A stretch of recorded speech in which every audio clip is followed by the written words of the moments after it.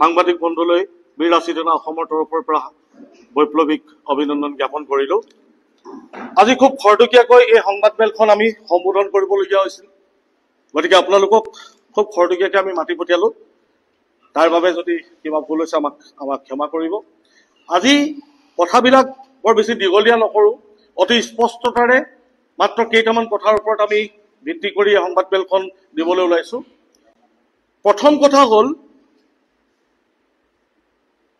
আজি বহুতো দল সংগঠনৰ প্ৰতিবাদৰ স্বত্তেও এদিনকে দুলীয়াজান 24 ঘণ্টাকে সময় সৰ্বাত্মক বন্ধ হোৱাৰ পাছতো কোন ৰহস্যময় শক্তিত বলিয়ান হৈ PN সিং পেট্ৰল ডিপোটো পুনৰ খুলি দিলে, সেই কথাটো আমাৰ বাবে এটি ৰহস্য হৈ পৰিল। আমি প্ৰতিবাদ কৰিছিলো ৰাইজৰ সহযোগত, দুলীয়াজানবাসী ৰাইজৰ আহ্বানত আমি এই পেট্ৰল ডিপোটোৰ বিপক্ষে সৰ্বাত্মক এটি প্ৰতিবাদ কাৰ্যসূচী লৈছিলো আৰু সেই কাৰ্যসূচীত 20 তাৰিখে যি কাৰ্যসূচীতে পেট্ৰল ডিপোটো বন্ধ কৰি দিয়া হৈছিলে, দুলীয়াজান সমজিলাৰ সন্মানীয় আয়ুক্তগৰাকীয়ে আমাক প্ৰতিশ্ৰুতি দিছিলে। অইল ইণ্ডিয়া গেটৰ সন্মুখত যেতিয়া আমি তেখেতক স্মাৰক পত্ৰ প্ৰদান কৰিছিলো, তেতিয়া তেওঁ আমাক প্ৰতিশ্ৰুতি দিছিলে যে এই কথাটো মীমাংসা নোহোৱালৈকে, তদন্তৰ প্ৰতিবেদন নোলোৱালৈকে, মীমাংসা কিবা এটা নোহোৱালৈকে এই বিতৰ্কিত BN সিং পেট্ৰল ডিপোটো বন্ধ কৰি থোৱা হ'ব। ঠিক সেইমতে কাম হ'ল। তাৰপিছত ডিপোটো বন্ধ কৰি দিয়া হ'ল, কিন্তু আকস্মিকভাৱে আজি 25 তাৰিখত এই 5 দিনত ডিপোটো আকৌ খুলি দিয়া হ'ল। সমস্ত অসমীয়া জাতিৰ প্ৰতি অসমীয়া সত্তাটোক ভেঙুচালি কৰি আকৌ এই ডিপোটো, বিতৰ্কিত এই ডিপোটো আকৌ খোল খালে। এতিয়া কথা হ'ল, আজি আমি কিয় প্ৰতিক্ৰিয়া লগে লগে কিয় প্ৰতিক্ৰিয়া ব্যক্ত কৰিব নোৱাৰিলো বা নকৰিলো, এই কথাষাৰত আমি দুটা কথাত ৰখি যাবলগীয়া হ'ল। প্ৰথম কথাটো হ'ল, দুলীয়াজান সমজিলাৰ সন্মানীয় আয়ুক্তজনে আমাক যি প্ৰতিশ্ৰুতি দিছিলে, তেখেতৰ পদবীটোক সন্মান কৰি আমি আজি থমকি ৰ'ব লগা হ'ল। যিহেতু আজি দেওবাৰ, গতিকে আয়ুক্তৰ অফিচ আজি বন্ধ, আজি তেখেতৰ কাৰ্যালয় বন্ধ। আমি তেখেতৰ লগত আলোচনা নকৰাকৈ, তেখেতৰ যি প্ৰতিশ্ৰুতি আমাক দিছিলে, সেই প্ৰতিশ্ৰুতিটোৰ ওপৰত একো আলোচনা নকৰাকৈ তেখেতে আমাক অনুৰোধ জনাইছিলে যে আপোনালোকে, আমি এই বস্তুটোৰ তদন্তৰ ৰিপৰ্ট নিদিয়ালৈকে আপোনালোকে আৰু ইয়াত প্ৰতিবাদ নকৰিব, আমি ডিপোটো বন্ধ কৰি দিছো। তেখেতৰ সেই কথাষাৰ ৰাখিবৰ বাবে আৰু মহামান্য ভাৰতবৰ্ষৰ সংবিধানৰ প্ৰতি শ্ৰদ্ধাশীল হৈ আমি আজিৰ দিনটোত তাৎক্ষণিক প্ৰতিক্ৰিয়া একো দিয়া নহ'ল বা একো নিদিলো। কথা হ'ল, এই সংগ্ৰাম কিন্তু ইয়াতে স্থগিত হোৱা নাই। এই সংগ্ৰাম বীৰ লাচিত সেনা অসমে ইয়াতে এৰি দিয়া নাই, বা কোনেও এই প্ৰশ্নটোৰ উত্তৰ হিচাপে এইটো কথা ভাবিব নালাগে যে বীৰ লাচিত সেনা অসমে এই সংগ্ৰাম সামৰি থলে। বীৰ লাচিত সেনা অসমে নিষ্পত্তি নোহোৱালৈকে, উত্তৰ নোপোৱালৈকে, ন্যায় নোপোৱালৈকে সংগ্ৰাম কেতিয়াও স্থগিত আগতেও কৰা নাই, এতিয়াও নকৰো। গতিকে সংগ্ৰামখন আগবঢ়াই নিবলৈ কাইলৈ অৰ্থাৎ সোমবাৰে 26 তাৰিখে আমি দুলীয়াজান সমজিলা আয়ুক্তক লগ কৰিম আৰু তেখেতক এই কথাটো জবাবদিহি কৰিম যে ডাঙৰীয়া, আপুনি দিয়া প্ৰতিশ্ৰুতিটো ভংগ হ'ল কেনেকৈ? আপুনিতো আমাক দুলীয়াজান অইল ইণ্ডিয়াৰ মুখ্য কাৰ্যালয়ৰ সন্মুখত প্ৰতিশ্ৰুতি দিছিল, নিজে এটা ৰিচিপ্ট কপি চাইন কৰি দিছিল যে এই ডিপোটো, এই বিতৰ্কিত ডিপোটো আলোচনা নোহোৱালৈকে, ইয়াৰ প্ৰত্যেকটো বস্তু মীমাংসা নোহোৱালৈকে ডিপোটো বন্ধ থাকিব। গতিকে এই প্ৰতিশ্ৰুতি ৰাইজৰ আগত কোনো প্ৰতিবেদন দাঙি নধৰাকৈ, ৰাইজক একো নজনোৱাকৈ, কাৰো লগত একো আলোচনা নকৰাকৈ, কাৰো আগত একো কথা নকৈ, খুব আকস্মিকভাৱে যে IOCL এখন লেটাৰৰ, মানে এখন চিঠিৰ আলম লৈ যে খুলিবলৈ দি দিলে বা খুলি দিলে, তাত আপুনি কিয় নেমাতিলে বা তাত আপুনি কি ক'ব? আপোনাৰ প্ৰতিশ্ৰুতি ভংগ হোৱাৰ কথাত আপুনি কি মাতিব? দ্বিতীয়তে, এই যুঁজখন আগবঢ়াই নিম আমি তিনিচুকীয়াৰ যি IOCL কাৰ্যালয়ৰ পৰা এই চিঠিখন আহিছিলে। আমি ইতিমধ্যে তেওঁলোকক যোগাযোগ কৰিছো। আজি যিহেতু বৰ এটা বেলেগ এটা বাৰত তেওঁলোকে ডিপোটো খুলিলে, এই বাৰটোত আমি চৰকাৰী কোনো কাৰ্যালয়ৰ পৰা সহায় সহযোগিতা বা কোনো কাৰ্যালয়ক আমি যোগাযোগ কৰিব নোৱাৰিলো, যিহেতু আজি দেওবাৰ। গতিকে আমি IOCL ফোন যোগে কথা বতৰা হ'ল মৌখিকভাৱে, তেওঁলোকে কাইলৈ আমাক মাতিছে। আমি আইএছএলকে এইটো প্ৰশ্নই কৰিছো যে ইমান বিতৰ্কৰ মাজত সোমাই থকা গোটেই অসমৰ সংবাদ মাধ্যমৰ এই দিশত ব্যস্ত কৰি ৰখা ইমান এটা বিতৰ্কিত অৱস্থাতে ডিপুটোক আপোনালোকে খুলিবলৈ কিয় চিঠিখন আকৌ পুনৰ প্ৰেৰণ কৰিলে তেওঁলোকে ক'লে যে আমি গোটেই বস্তুটোৰ প্ৰতি অৱগত নহয় আমিও পুনৰ প্ৰশ্নমান কৰিলো কি আপোনালোকে মানে বাতৰি চাতৰি বা দলীয় মানে অসমৰ সাম্প্ৰতিক সমস্যাৰ ওপৰত একো মানে নিউজ নেৰাখে নেকি সেয়া আপোনালোকৰ দায়িত্ব নহয় তেতিয়া তেওঁলোকে ক'লে আজি আমি এই বিষয়টোৰ ওপৰত কথা নাপাতো যিহেতু আজি দেওবাৰ আমাতকে ওপৰলৈও কিছু মানুহ আছে গতিকে আপোনালোক কাইলৈ আহক আহি পেলাই ইয়াক গৈ পেলাই গোটেই বস্তুটো এই চিঠিখন কিয় দিবলগীয়া হ'ল বা কিয় ইয়াক স্থগিত কৰিব পৰা কিবা সুযোগ আছে নেকি সুবিধা আছে নেকি তাৰ ওপৰত আপোনালোকক কাইলৈ আলোচনা কৰিম গতিকে কাইলৈ সৰ্বপ্ৰথমে দুলীয়াজান সমজিলাৰ আয়ুক্তক আমি জবাবদিহি কৰিবলৈ আয়ুক্তৰ অফিচলৈ আমি কাৰ্যালয়লৈ আমি যাম ইয়াৰ পিছতে আইঅচিএলকে জবাবদিহি কৰা হ'ব যে ইমান বিতৰ্কিত এটা ডিপুক আপোনালোকে কোনো নিষ্পত্তি নোহোৱাকে কিয় কৰিলে মাতক ৰাজ সিঙক মাতক অসমলৈ ইমান এটা বিতৰ্কৰ মাজত সোমাই পৰা গোটেই অসমৰ বতাহ প্ৰদূষিত কৰি পেলোৱা এই ডিপুটোৰ মালিক নিজেই হওক অসমীয়া ল'ৰা বহুত আছে যদি লিজত দিবই লাগে তেন্তে এজন থলুৱা অসমীয়া মানুহৰ নামত লিজত দিয়ক এনেকুৱা পেট্ৰল ডিপু চলোৱা অসমীয়া বহুত আছে অসমত ইমান দুখীয়া দেশ নহয় অসমৰ মানুহ ইমান দুখীয়া নহয় ইমান ব্যৱসায় নজনা নহয় গতিকে ৰাজ সিং নিজেই আহক আইঅচিএলত বহক আমিও থাকিম আপোনালোকেও চৰকাৰ সংবাদ মাধ্যমো থাকিব তাৰ আগত তেওঁ চুক্তিবদ্ধ কৰক এজন আমি অসমীয়া ব্যৱসায়িক ডিপুটো যাতে পৰৱৰ্তী কালত লিজত লৈ চলাব পাৰে তাৰ বাবে আমি কাইলৈ আইঅচিএললৈ যাম তৃতীয় কথাটো আমি কাইলৈ দুটা বজাৰ ভিতৰত অইলৰ লগত আলোচনা আছে অইলে মাটিডোখৰ লিজত আইঅচিএলক দিয়াৰ পিছত হঠাৎ বিএন সিঙক দিলে বিএন সিঙৰ পৰা কিবা বহুত কোনোবা ওলাই গ'ল এতিয়া এই গোটেই কথাটোৰ ওপৰত অইলেও প্ৰতিশ্ৰুতি দি থৈছিল যে আলোচনা কৰা হ'ব আৰু গোটেই আলোচনাটোৰ অন্তত আমি ইয়াৰ নিষ্পত্তি কৰিবৰ কাৰণে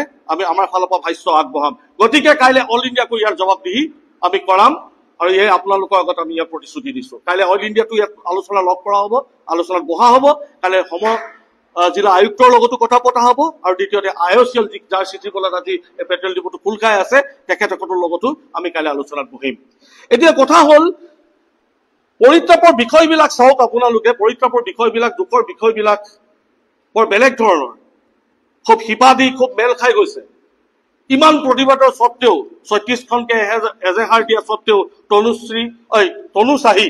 তনু চাহি আজি জেল হাজতত নাই তেওঁ আজি মুকলি আকাশৰ তলতে লোকৰ কাজিয়া ভাগিবলৈ যোৱা ল'ৰা এটা আজি ৭ দিন ধৰি জেলৰ ভিতৰত কথাবিলাক ইমান পাক লগা কিয় খিলঞ্জীয়া অসমীয়াৰ প্ৰতি প্ৰশাসনৰ আৰু চৰকাৰৰ ইমান আক্ৰোশমূলক স্থিতি কিয় ৮২ দিনা অসমৰ মজিয়াৰ পৰা আমি চৰকাৰেও এই প্ৰশ্নটো কৰিছো আৰু আৰক্ষী প্ৰশাসনলৈ এই প্ৰশ্নটোকে কৰিছো যে খিলঞ্জীয়াৰ প্ৰতি আপোনালোকৰ ইমান আক্ৰোশ কিয় শংকৰজ্যোতি বৰুৱাৰ মুক্তিৰ কথাটো ক'ৰবাত তল পেলোৱাই দিয়া হ'ল তনু চাহি নামৰ এই বিতৰ্কিত ছোৱালীজনীক গ্ৰেপ্তাৰৰ কথাটো ক'ৰবাত তল পেলাই দিয়া হ'ল তাইক আটক কৰিবৰ কাৰণেতো সেইদিনাখনি ২৩ তাৰিখে দুলীয়াজানৰ সৰ্বাত্মক বন্ধ হৈছে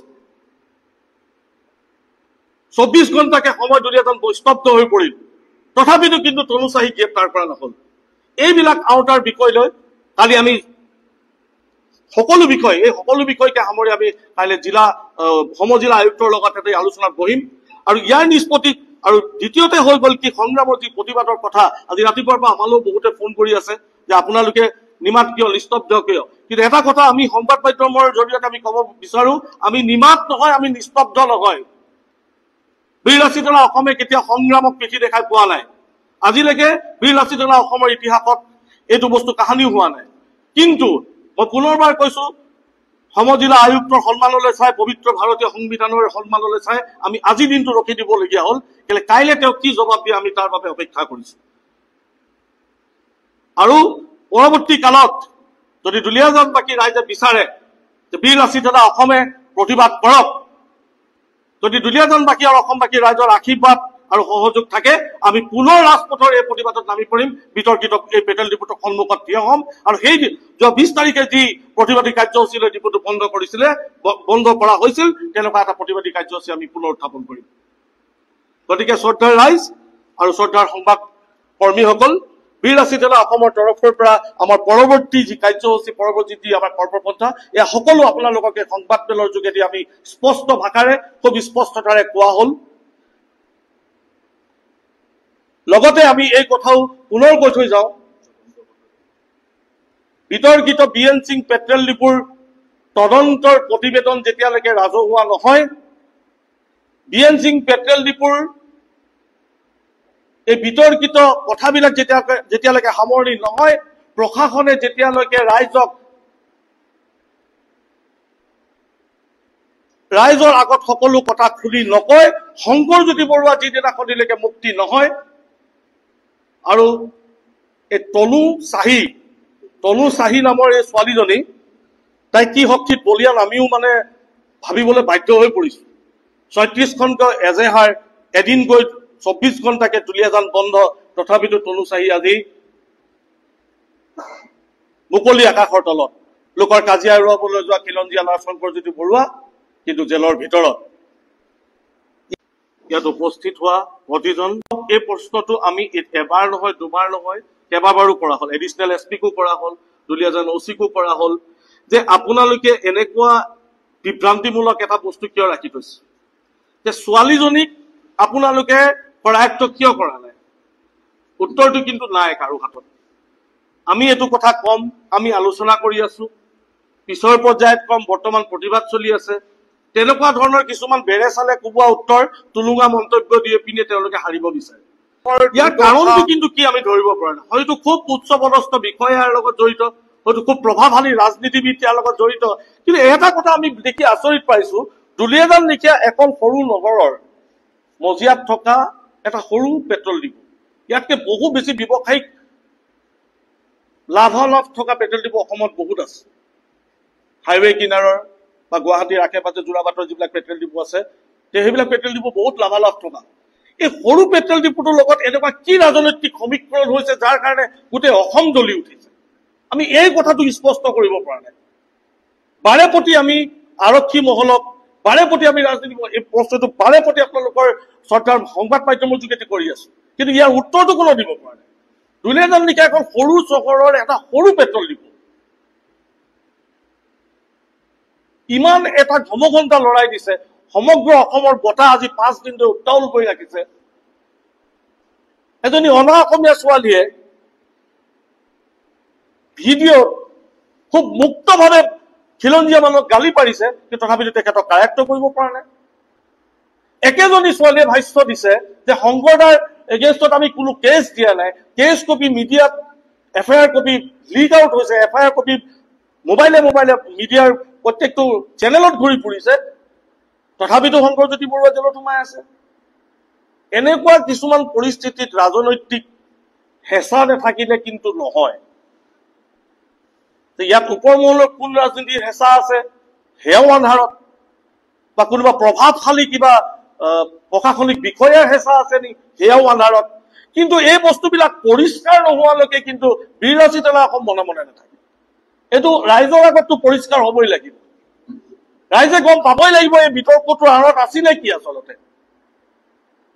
গতিকে আমি সেইকাৰণে পুনৰ কওঁ যে আমি সংগ্ৰাম স্থগিত কৰা নাই। শ্ৰদ্ধাৰ এই আয়ুক্তগৰাকীৰ সন্মানৰ খাতিৰত আমি আজিৰ দিনটো ৰখি দিবলগীয়া হ'ল। তেখেতেও আমাক অনুৰোধ কৰি থৈছিলে, বা আমাৰ বীৰ লাচিত সেনা অসমে আৰু নেভাবে। গতিকে এই সকলোবিলাকৰ প্ৰতিকাৰ, এই সকলোবিলাকৰ বিৰুদ্ধে আকৌ এখন সংগ্ৰাম হ'ব। আমি সংগ্ৰামলৈ ভয় কৰা মানুহ নহয়, বা সংগ্ৰামক আমি কাহানি পিঠি দিয়া মানুহ নহয়। গতিকে ইয়াকে কৈ আজি আমাৰ ফালৰ পৰা যি স্পষ্টীকৰণৰ কাৰণে সংবাদমেল আমি আয়োজন কৰিছিলো, আপোনালোকক শ্ৰদ্ধাৰ সকলো সাংবাদিক বন্ধুক আমি আমন্ত্ৰণ জনাইছিলো। আপোনালোকে ইয়াত উপস্থিত হোৱাৰ বাবে পুনৰবাৰ ধন্যবাদ জনাইছো। 24 ঘণ্টাকৈ দুলীয়াজান বন্ধৰ যি কাৰ্যসূচী সফল কৰি তুলিলে, তাৰ বাবে আপোনালোকৰ যোগেদি দুলীয়াজানবাসী ৰাইজক পুনৰ ধন্যবাদ জ্ঞাপন কৰিছো। আৰু স্পষ্ট ভাষাৰে কৈ থৈ যাওঁ, সংগ্ৰাম ইয়াতে শেষ হোৱা নাই। আইনী প্ৰক্ৰিয়াৰ সংগ্ৰাম হওক, ৰাজপথৰ সংগ্ৰাম হওক, বীৰ লাচিত সেনা অসম সদায় প্ৰস্তুত হৈ আছে প্ৰতিখন সংগ্ৰামৰ উত্তৰ দিবৰ বাবে। ধন্যবাদ। জয় অসম।